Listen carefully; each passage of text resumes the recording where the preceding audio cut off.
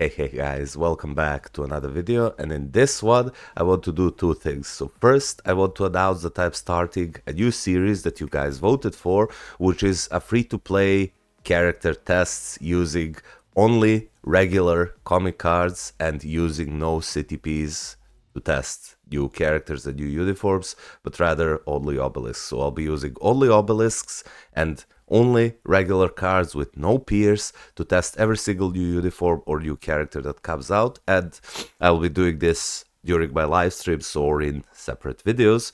So you guys will be able to vote either on my Discord or during live streams for every single character that you want to see get tested with obelisks at this card set.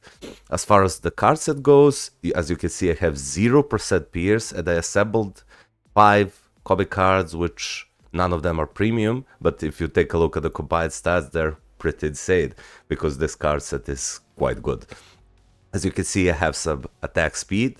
I have insane amount of all basic attacks, so 47% all basic attacks, and when we combine that with physical and energy attack, we are going close to 70% physical attack and over 65% energy attack. We're easily kept on ignore defense, easily kept on cooldown, and we have some defensive stats, nothing too much, but like 70% dodge and 12% max HP, and we have 5% energy attack proc. 5% chance for 20% increased energy attack proc. This card set is quite easy to get. All you have to do, even for new and beginner players, you can get them within a week or two of playing. All you have to do is just go to the mentioned mission, go to support shop, first farm a bit of support tokens that you get for clearing the mentioned mission every single day. Go to support shop, go to upgrade item, and just gamble this a few times, and you'll be able to get cards you need. So here, for the first pull, I already got the Uncanny X-Men card, and I got Marvel Zombies card. And if we do a few more pulls, as you can see, I already got Marvel Zombies card here, and you can do the same and get Magic here. And we pretty much covered the whole set.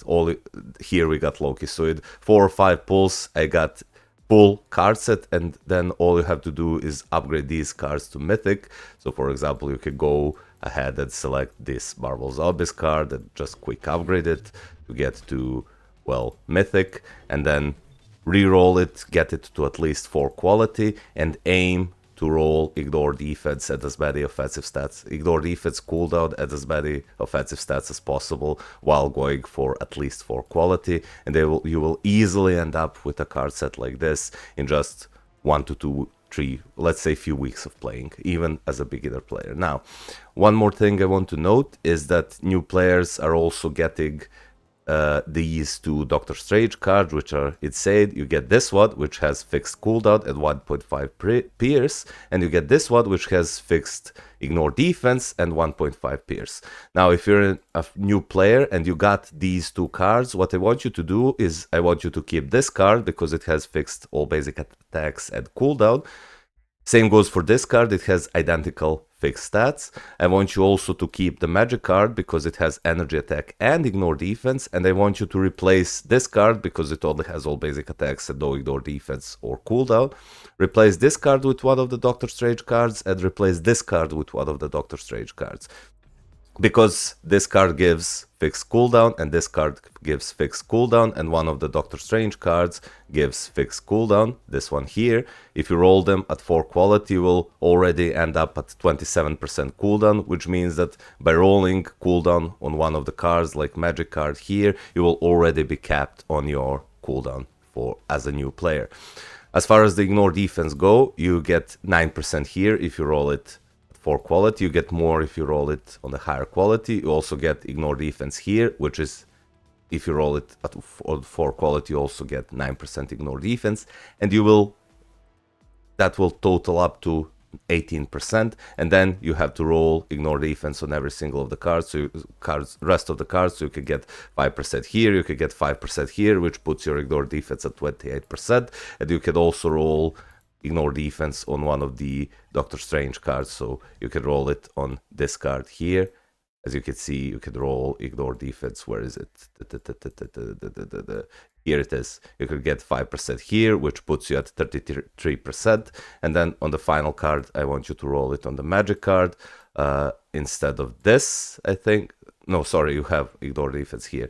So you also roll it on the Loki card, you roll it on this card, you roll it on the other Doctor Strange card, and the last Doctor Strange card already has it, and you'll be capped on your ignore defense as well. So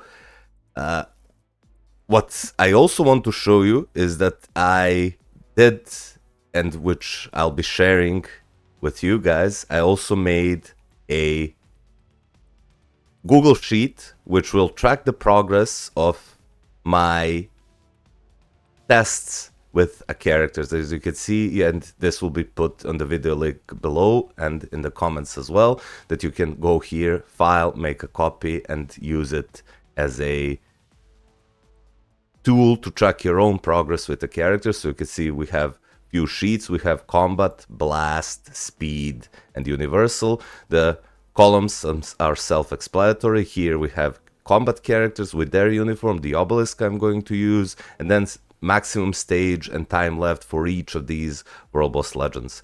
I also have a last sheet which will have a tier list, where we will rank characters in their respective uniforms, and with the obelisk I used to see which of the characters is best for World Boss Legend content for new players when we have no peers and use no CTPs. So I do think that this series will help new players a lot, because they'll be able to determine if the character is worth it for them or not when pushing or farming World Boss Legend content. So you could easily go here and make a copy and use this for yourself. As you can see, I already made a template for Sharon Rogers, level 80, in her newest uniform, the Arctic Warrior uniform, with 180 proc, and boy oh boy, do I have things to show you. So let me just go ahead and show you something, how much difference does Pierce make. So if we go here, and we'll be using our main card set, which has 25, where we have 25% pierce, and we can go to some low stage of null. For example, let's go to stage 59, and we'll be playing her with double supports. She has 180 proc obelisk, and let's see, which I will show you right now, so you don't think that I'm lying to you, that I'm using CTPs or editing. So if you take a look here, she has here 180 proc, and sure, I'm using the custom gear from the that because I have an insight on White Fox, but I'll be using the same thing when I test for with no pierce. So let's do this, and let's see what kind of damage do we do with no pierce. So with 25% pierce. So you can see we did, like, in 2 rotations we left null at 38 bars. So now let's see how will this character perform when we go to our free-to-play card set and we switch that. As you can see, the card set is quite respectful. We have good amount of all basic attacks and everything, and we can go here, go to the identical stage and use and go to the identical team, and let's see the difference between the damage. I was so shocked. I was so shocked to see how much pierce makes a difference. So, like, 2% pierce is equivalent to like 15 to 20%.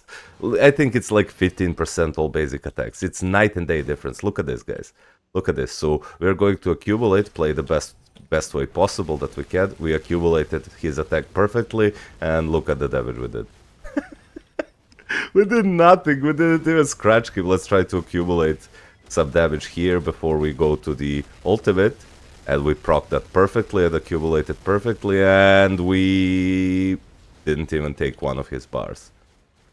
So 25% pierce. I mean, granted, I do have more all basic attacks. I'll have like 100% all basic attacks, but here I have, on the free-to-play card set, I have 60, and I didn't even take one of his bars, and I have brilliant insight on White Fox.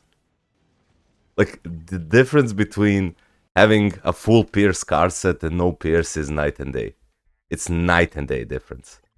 So I do think that this series will be quite fun to see which characters are actually really good for free-to-play players, and that is the reason why I didn't include in Google Sheets, why I didn't include the World Boss Legend Plus, because I do not think that you're able to clear World Boss Legends Plus without peers.